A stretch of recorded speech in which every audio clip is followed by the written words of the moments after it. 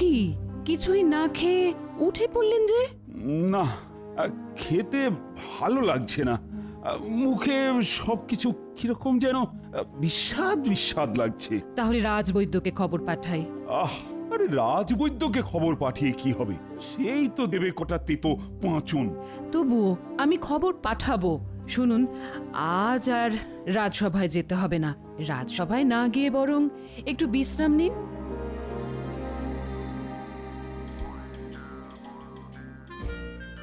ইনি সবকিছু ঠিকঠাক নিয়েছো তো?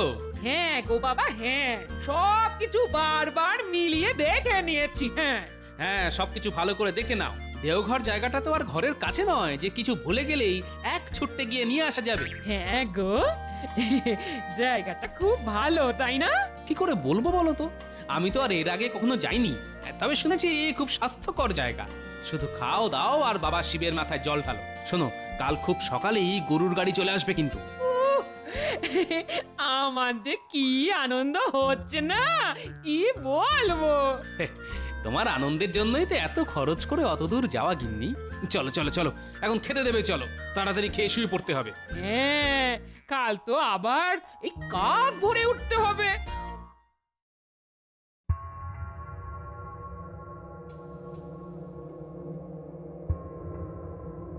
দেখি মহারাজ, জিভটা একবার বের করুন তো। আরেকটু বড় করে। এবার পেটটা একটু দেখব।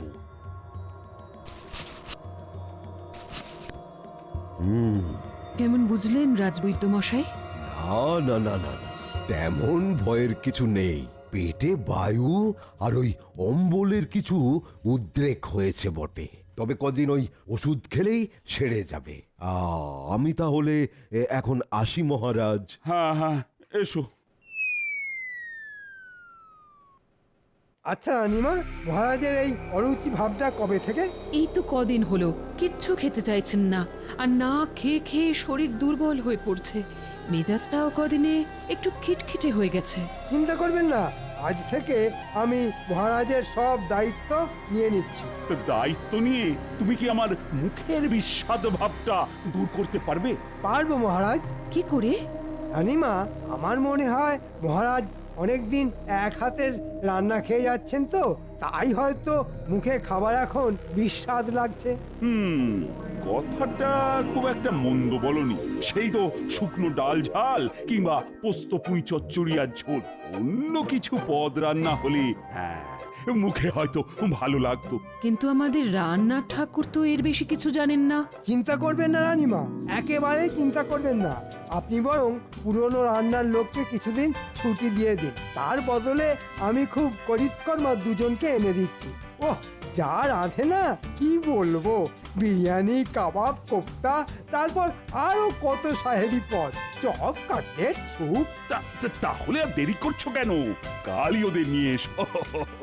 কদিন একটু কোপ্তা কাবাব খেয়ে মুখের স্বাদটা ফিরিয়ে আনি। যথাজ্ঞা মহারাজ।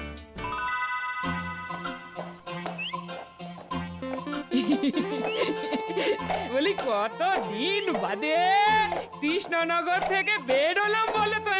হ্যাঁ, অনেক দিন পর আবার তীর্থ করতে বেরোলাম। অনেক দিন পর বলো না, বলো বলো, সারা জীবনে এই প্রথমবার। কেন, কতবার তোমায় বাপের বাড়ি নিয়ে গেছি বলো? সে তো বাপের বাড়ি, হ্যাঁ, এই তীর্থক্ষেত্র তো নয়। বলো কি গিন্নি, সমস্ত বিবাহিত মেয়ের কাছে বাপের বাড়ি তো সব থেকে বড় তীর্থক্ষেত্র। বুড়োর কথা চিড়ি দেখো।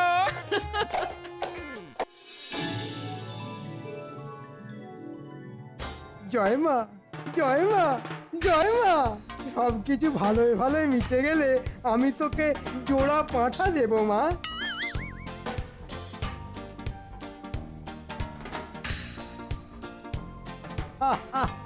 গোপাল এখন নেই, মাসখানেকের জন্যে তীর্থ ভ্রমণে গেছে। এই সুযোগে যদি কাজটা করে ফেলতে পারি, ও কত গয়না, কত গয়না। আমাদের ডেকেছেন মন্ত্রী মশাই? আরে আয় আয়, শোন, তোদের একটা কাজ করতে হবে। কাজ? হ্যাঁ, খুব বড় একটা কাজ। তার আগে বলতো, তোরা রাঁধিস কেমন? মানে কোপ্তা, কাবাব এসব রাঁধতে পারিস তো? একবারে সুযোগ দিয়েই দেখুন না। খুব ভালো। তাহলে মহারাজের বাড়ি তোদের রান্না করতে যেতে হবে। কি যে বলেন, খোদ মহারাজের বাড়ি? এই মন্ত্রীমশাই আমাদের সঙ্গে রসিকতা করছেন না তো? আরে রসিকতা কেন করবো রে পাগলা? তবে রান্নার ফাঁকে ফাঁকে আরো একটা বড় কাজ তোদের করতে হবে। আর ঠিক মতো করতে পারলে অনেক টাকা দেবো তোদের। এটা কাজটা কি শুনি? এদিকে আয়, একটু চুপি চুপি বলি।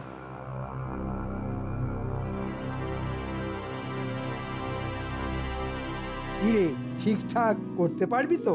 যে পারবো মানে? ধরে নিন কাজ হয়ে গেছে। কিরে ঘটা, ঠিক বললাম তো? তাহলে তৈরি হয়ে আয়, আজই তোদের মহারাজের কাছে নিয়ে যাব। তবে একটা কথা, তোরা যাবি উড়িয়া ঠাকুরের ছদ্মবেশে। ছদ্মবেশ? হ্যাঁ, এমন ছদ্মবেশ ধরবি যাতে তোদের কেউ চিনতে না পারে। এই নে ওষুধের শিশি। রোজ রাতে মহারাজ আর মহারানীর খাবারের সাথে 2 ফোঁটা করে মিশিয়ে দিবি। কিন্তু মন্ত্রীমশাই, মানে আসল জিনিসটা? আজই কোনো এক সুযোগে মহারাজের ঘরে ঢুকে ওটার একটা ছাপ তুলে কামারকে দিয়ে আসবো। চিন্তা নেই, 2-1 দিনের মধ্যেই পেয়ে যাবি। তাহলে তাড়াতাড়ি ছদ্মবেশ ধরে আয়, আমি আজই মহারাজের কাছে তোদের নিয়ে যাব।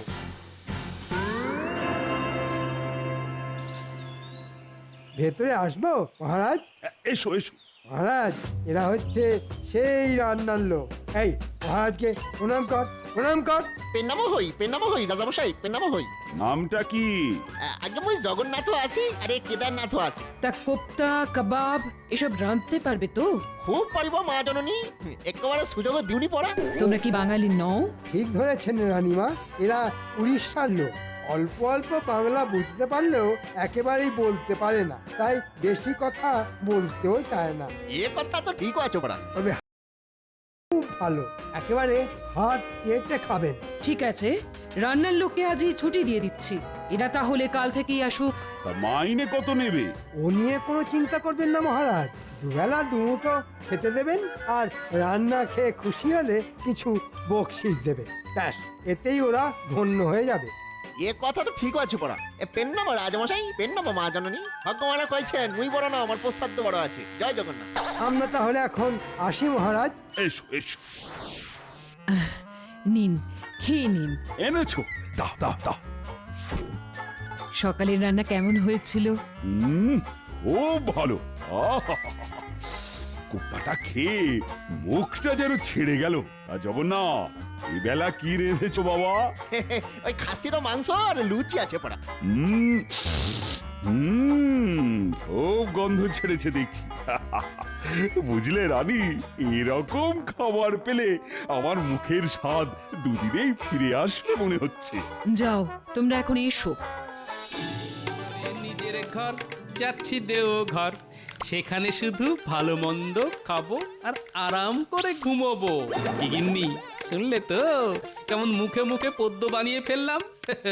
সভা কবির সাথে থাকতে থাকতে আমি যেন কিরকম স্বভাব কবি হয়ে যাচ্ছি। গেল রে। হলো এই কি হলো, কি হলো? এ তো ফটাং করে চাকা যে একেবারে মোটাং হয়ে গেছে। এ কি গো, তার মানে ভেঙে গেছে? হ্যাঁ, এ গাড়ি আর যাবে না বাবু, তাহলে কি হবে? সারাতে একদিন লাগবে। আপনারা বরং কালকে চলুন। না না বাবা, খুব হয়েছে। যেতে গিয়ে একবার যখন বাধা পড়লো তখন আর যাব না। কি বলছো কি গিন্নি? এত বাঁধা ছাদা, এত আয়োজন। সে আর কি করা যাবে, চলো বাড়ি ফিরে চলো। অগত্যা, ভেবেছিলাম মহারাজকে দেওঘরের পেড়া খাওয়াবো, কিন্তু ওই যে কথায় আছে না, কপালে না থাকলে ঘি ঠকঠকালে হবে কি। গরুর গাড়ি করে এসেছিলাম, এখন তো দেখছি পা গাড়ি করে ফিরতে হবে। ভেতরে আসবো মহারাজ? আরে গোপালজি, এসো এসো এসো। তা তুমি তো বললে দেওঘর যাচ্ছ, তা যাওনি? যাচ্ছিলাম তো, কিন্তু রাস্তার মাঝে চাকা গেল ভেঙে। আপনার বৌমা বলল বাধা যখন পড়েছে তখন আর যাবে না, তাই পুনরায় কৃষ্ণনগর ভাবো। হ্যাঁ রাজ্জামশাই, আপনারও সকলেরও জল খাবড়া আছে বটে। ঠিক আছে, রেখে যাও।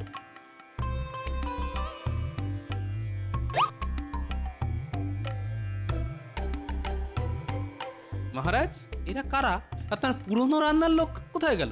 আর সেই দানিং বড্ড একঘেয়ে রান্না বান্না করছিল, তার উপর আমার আবার মুখে অরুচি, তাই তো মন্ত্রীর পরামর্শে ওকে ছুটি দিয়ে এদেরকে নিয়োগ করেছি।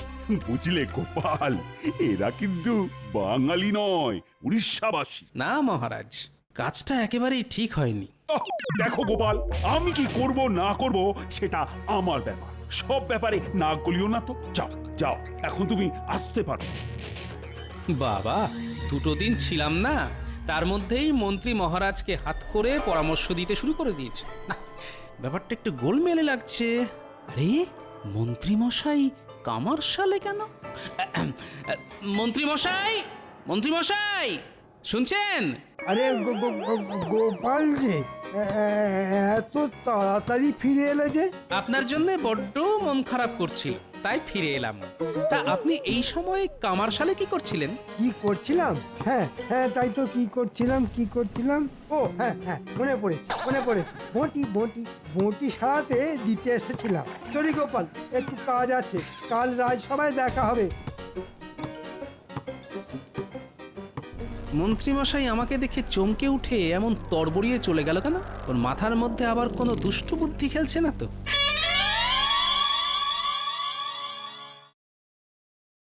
শোন, গোপাল এসে গেছে, তাই যা করার আজকে রাতের মধ্যেই করতে হবে।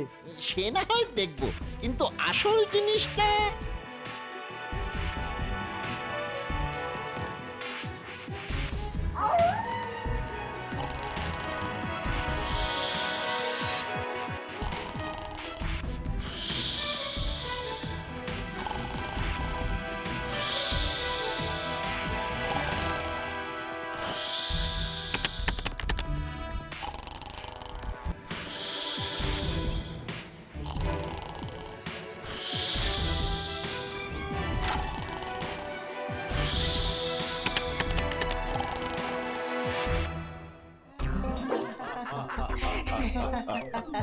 বাবারি বাবা, কি কাণ্ড!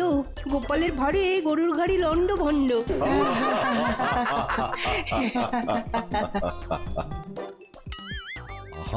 খাওয়া কমাও গোপাল, খাওয়া কমাও। হ্যাঁ, আজ তোমার ভারে ওই গরুর গাড়ি ভেঙে গেছে।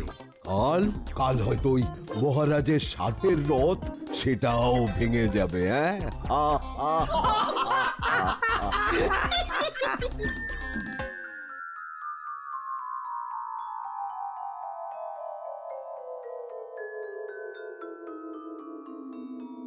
এ কি রানীমা, মহারাজের বদলে আপনি রাজসভায়? আমাদের সর্বনাশ হয়ে গেছে।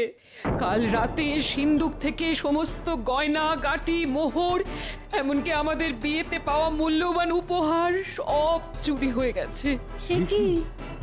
ঘটা তাহলে কাজের কাজটাই করে ফেলেছে।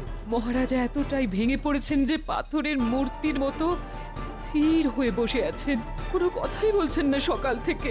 চলুন তো দেখি। হ্যাঁ হ্যাঁ, আমরা সকলেই যাব। কখন বুঝলেন যে সিন্ধুক ফাঁকা? আজ সকালে বিশেষ দরকারে সিন্ধুক খুলে দেখি সিন্ধুকে কিছু নেই। সিন্ধুকের চাবি কোথায় ছিল? ওই তো, যেমন থাকে মহারাজের বালিশের নিচে। হায় হায় হায়, আমার যে সব চলে গেল। হুতাশ করে আর কি করবেন মহারাজ, ধরে নিন যা গেছে তা গেছে। তুমি থামো তো। এখন আর ওই উল্টো পাল্টা কথা বলে মহারাজকে উত্তেজিত না করাই ভালো। হ্যাঁ, তার থেকে চলুন আমরা চলে যাই, একটু একলা থাকতে দিন মহারাজকে।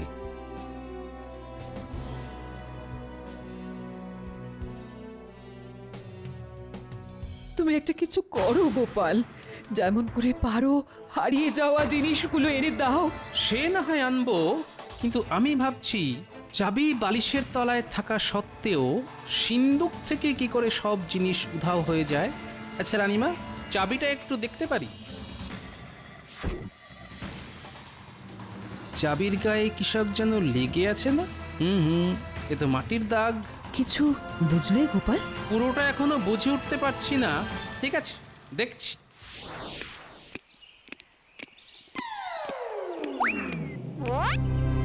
মন্ত্রীমশাই রান্নাঘরে কি করছিল?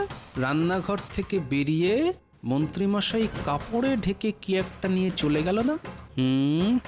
একবার রান্নাঘরে গিয়ে আড়ি পেতে দেখতে হচ্ছে। দেখলি তো, কাজ করলাম আমরা আর মন্ত্রী মশাই কেমন বামাল নিয়ে চলে গেল।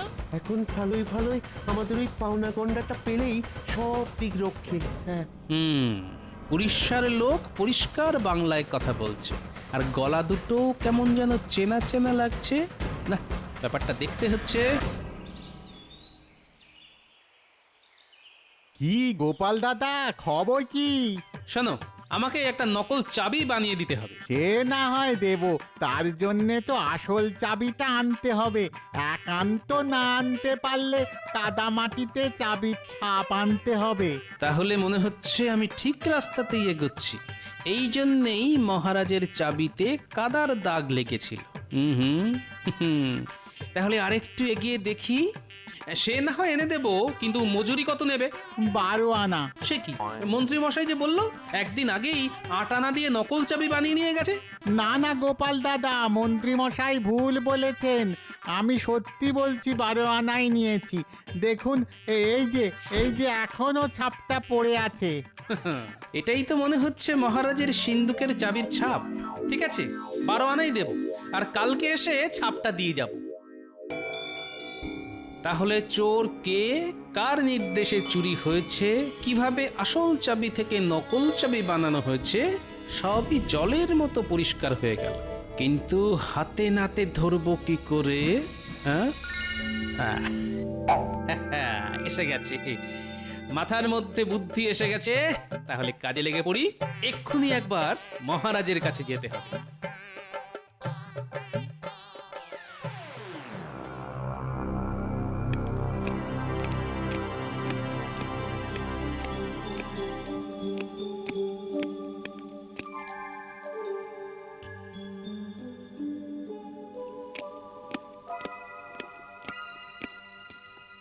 মহারাজ, চোর কে আর কার নির্দেশে চুরি হয়েছে সেটা আমি মনে হয় বুঝতে পেরে গেছি। হ্যাঁ, বুঝতে পেরে গেছো? এই, তাহলে নামটা বলে দাও, বজ্জাতগুলোকে এক্ষুনি ধরে কারাগারে পাঠিয়ে দিই। কিন্তু মহারাজ, হাতে নাতে ধরতে না পারলে তো কিছুই প্রমাণ করা যাবে না। তুমি কি করে প্রমাণ করবে? সে রাস্তাও ভেবে রেখেছি মহারাজ। আপনি শুধু কাল রাজসভায় গিয়ে বলবেন যে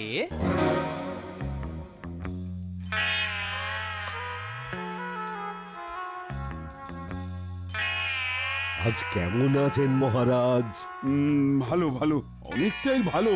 কারণ সবকিছু খোয়া গেলেও একটাই মাত্র সান্ত্বনা, চোরেরা আমার বহুমূল্যের মণিমাণিক্যের বাক্সটা নিয়ে যেতে পারেনি। সে কি, বটা ঘটা তাহলে মণিমাণিক্যের বাক্সটা ফেলে এলো?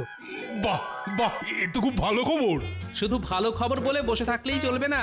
আপনি সেনাপতি, চোর ধরার ব্যবস্থা আপনাকেই করতে হবে। সেনাপতি করুক চোর ধরার ব্যবস্থা, আর আমি করব সিন্ধুকে যেটুকু আছে বটা ঘটাকে দিয়ে সেটুকুও সাবার করে দেবার আয়োজন। হ্যাঁ,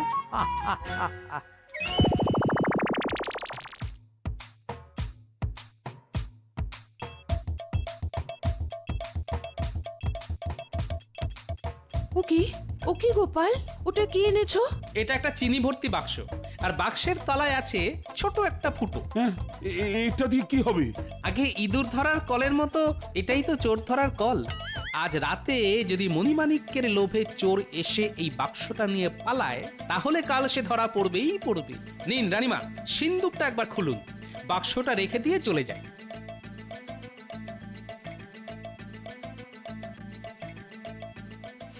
বুঝলি, আজ ওষুধের মাত্রাটা একটু বেশি করে দিলাম।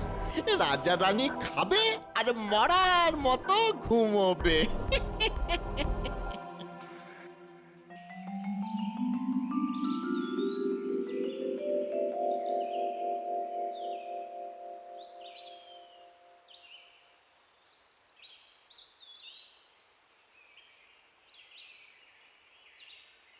ভেতরে আসবো মহারাজ? এত সকালে কি ব্যাপার গোপাল? সেটাই তো জানতে এলাম। দেখুন মহারাজ, সিন্ধুকের তলায় গিজ গিজ করছে পিঁপড়ে। তাই তো, এত পিঁপড়ে এলো কি করে? ওই যে চিনি মহারাজ, কাল রাতে চোর এসেছিল আর সে আমার পাতা ফাঁদে পা দিয়েছে। আসুন আমার সঙ্গে। দেখেছেন মহারাজ, চিনি পড়তে পড়তে গেছে আর পিঁপড়েও চিনির লোভে সারিবদ্ধভাবে চলেছে।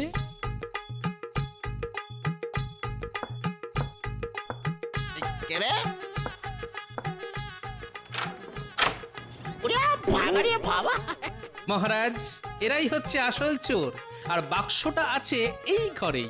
ও তোরাই তাহলে উড়িয়া ঠাকুরের ছদ্মবেশ ধরে। আমাদের কোনো দোষ নেই মহারাজ, আমরা যা করেছি ওই মন্ত্রী মশাইয়ের কথাতেই করেছি। রক্ষী রক্ষী, এদের দুটোকেই বন্দি করে কারাগারে নিয়ে যাও আর মন্ত্রীকেও সঙ্গে ধরে নিয়ে এসো। ছেড়ে দিন মহারাজ, ছেড়ে দিন। ছি ছি ছি মন্ত্রী, শেষকালে তোমার এই কাজ? এটাই তো মন্ত্রী মশাইয়ের আসল কাজ মহারাজ। এই কান মুলছি, এই নাকে খত দিচ্ছি, সব গয়না আমি ফিরিয়ে দিচ্ছি। শুধু এবারের মতো আমাকে ক্ষমা করে দিন মহারাজ। না না না, কোনো ক্ষমা নয়। অনেক সহ্য করেছি, কিন্তু এবারে তোমায় কারাবাস ভোগ করতেই হবে। গোপাল, ও গোপাল, চোর ধরে দেবার জন্য আমি তোমাকে 500 মোহর পুরস্কার দেব। গোপাল পাবে পুরস্কার আর আমার কপালে কারাগার। কি করবেন বলুন মন্ত্রী মশাই, যার যেমন কর্ম তার তেমন ফল। তবে চিন্তা করবেন না, কারাগারে আপনি বটা ঘটাকে পেয়ে যাবেন। তারা রোজ রোজ আপনাকে কোপ্তা কালিয়া রেঁধে খাওয়াবে। হ্যাঁ